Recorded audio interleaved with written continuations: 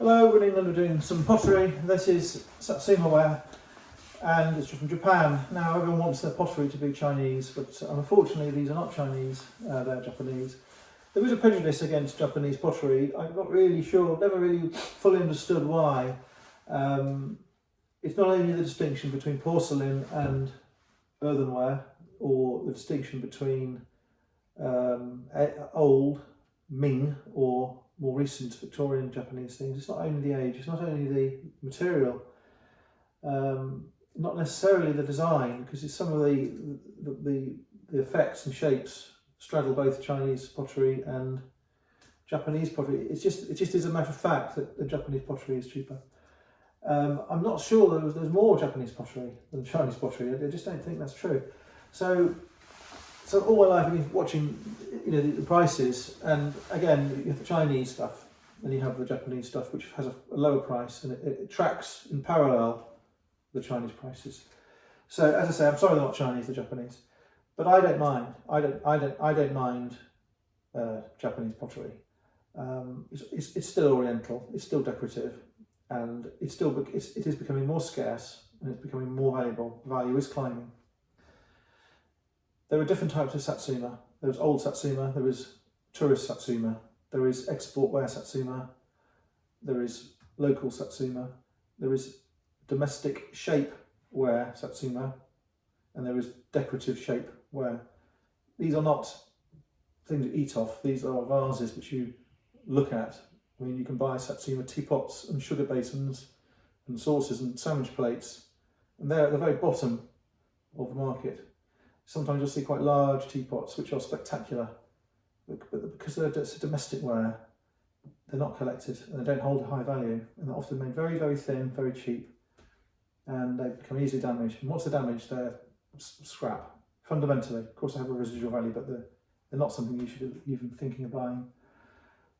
Millions and millions and millions of Satsuma geisha ware, Japanese export, Kutani, Kyoto, Satsuma came to Europe, came to America, came to England. They fill the ships, they fill the holes of the ships, they wrap the stuff in straw, shredded paper, pack the crates, and it came.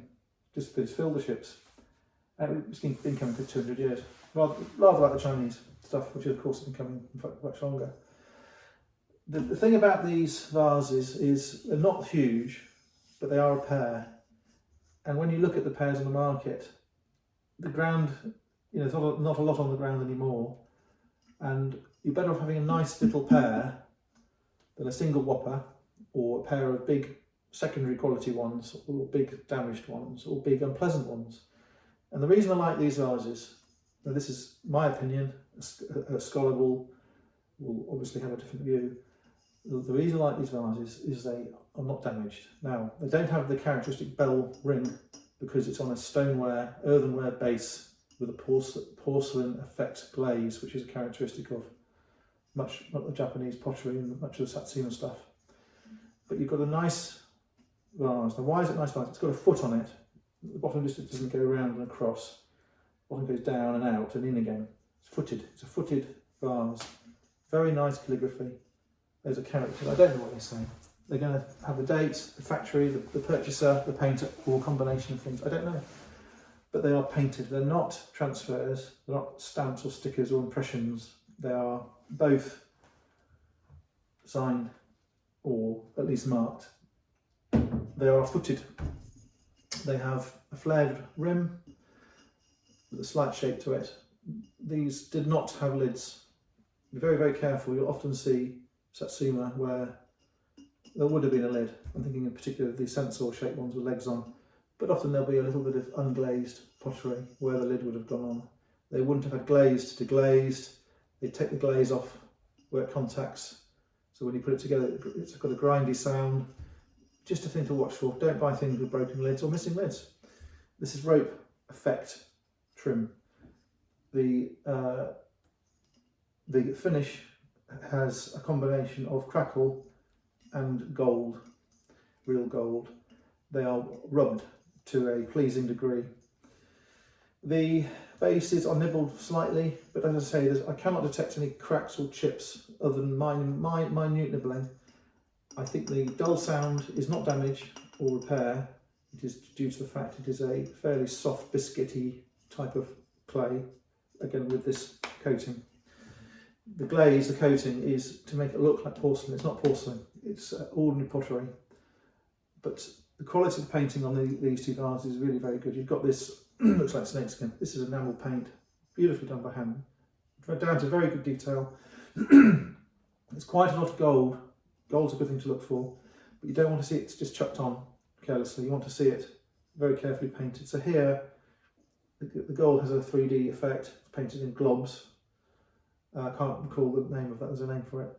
So if you look at it in the light, you'll see the reflections show you the actual paint work, and the gold doesn't spill outside the areas where it's meant to be. So it's very carefully painted. I'll try and interpret the scenes.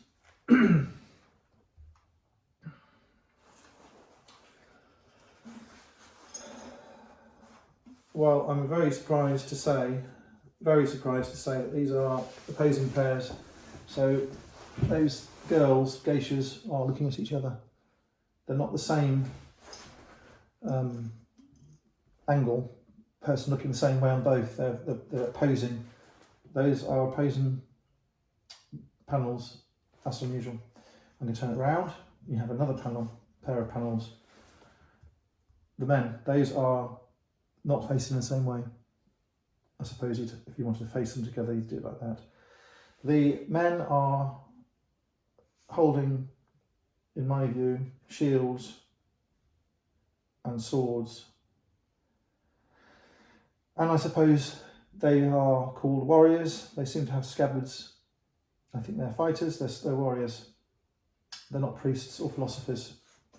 I don't know the coding here. Someone will know what this all means. That's got to be the sun, I suppose. Very nice detail. So I'll go back to the girls. What's going on with the girls?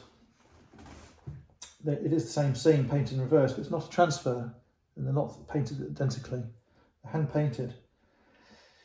I think there's an old man sitting down with fans.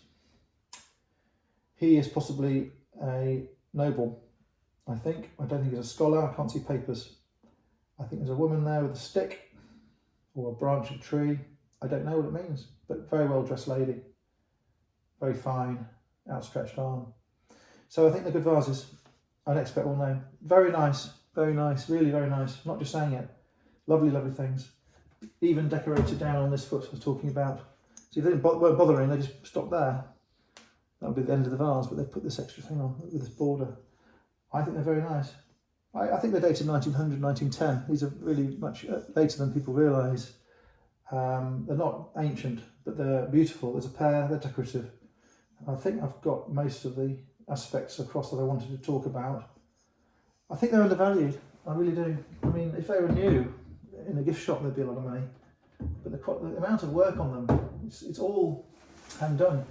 And one thing to watch out for is sometimes you see pottery where they'll put a transfer on to delineate the panels and the basic shapes, and someone will paint in the colours.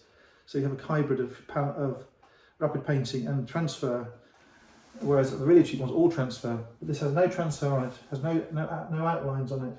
I recommend those vases very much. Thanks for having a look.